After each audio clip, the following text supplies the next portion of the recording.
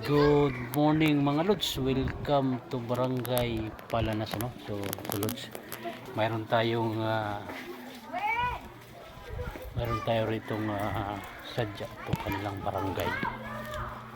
Talagang sa gilid lang to ng along the river, no? Pero maganda rin yung kanilang barangay. Ito yung kanilang school, mga lods. Palanas School, oh. Palanas Elementary School.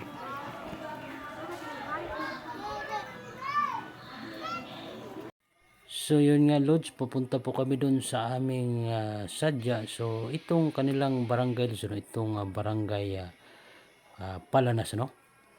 Isa lang yung kalsada pero napakahaba po ito lods. At marami pong bahay, no? Di halos nga dikit-dikit yung bahay dito. So at maganda rin po yung mga bahay dito lods, yung iba.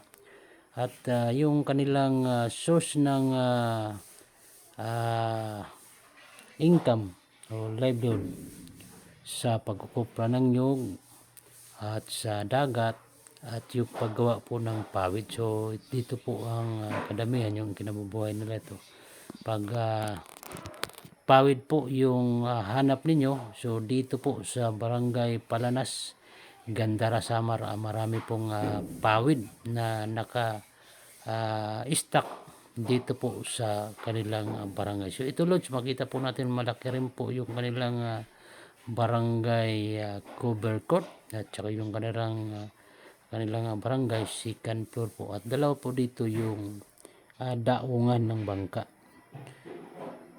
Ito dito na pinapakita ko, at saka yung doon saan kami dumaong. So napaka laki rin po yung kanilang cover court mga lods. So itong kalsada, pahaba pa ito dun mga lods, papunta pa ito dun sa dulong dulo na sinasabi lang may kuweba daw dun, pero hindi pa natin napuntahan. So ito lods, sabi ko, no, yung mga pawid na makita natin sa gilid ng kalsada na talagang napakadami lods, oh, itong pawid.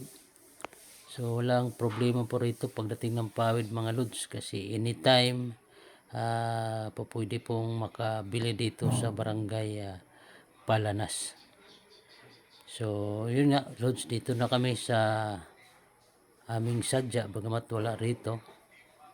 At tiningnan lang natin yung ganda ng view sa taas kasi ito lods. So ito po yung taas, di aton mga kasangkayan, no?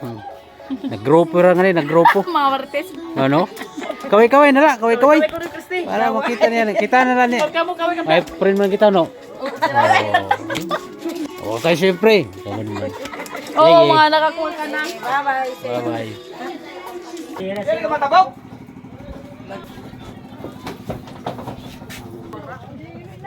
Sakto